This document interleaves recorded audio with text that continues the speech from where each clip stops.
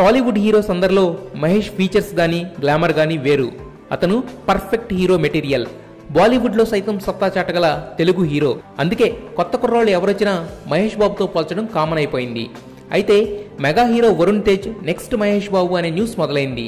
ఎందుకంటే మహేష్తో దూకుడు లాంటి ఇండస్ట్రీ హిట్ ఇచ్చి తర్వాత పాతాళానికి పడిపోయిన శ్రీను వైట్ల కంబ్యాక్ మూవీగా మిస్టర్ని తీర్చిదిద్దాడు. అయితే ఈ మూవీలో సయ్యోరే సయ్యోరే సాంగ్ ప్రోమో చూసిన వాళ్ళంతా వరుణ్ తేజ్ అచ్చం మహేష్ బాబులా ఉన్నాడు అంటున్నారు.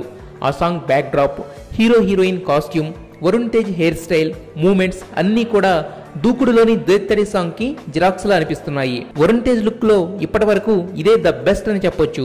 మహేష్ తో 2 సినిమాలు చేసిన శ్రీను వైట్ల మహేష్ ని మర్చిపోలేక వరుణ్ నే మహేష్ లా మార్చేశాడు.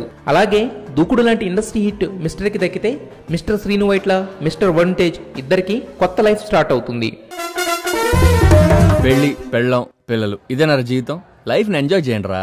I don't know anything, I'm innocent, Gabbar Singh. నా కన్నులోడు చేసి ఉంది ఫుల్ ఎక్కువ పెట్టి ఉంది. మీరు డేని ఎలా బిగిన్ చేస్తారు? డీతో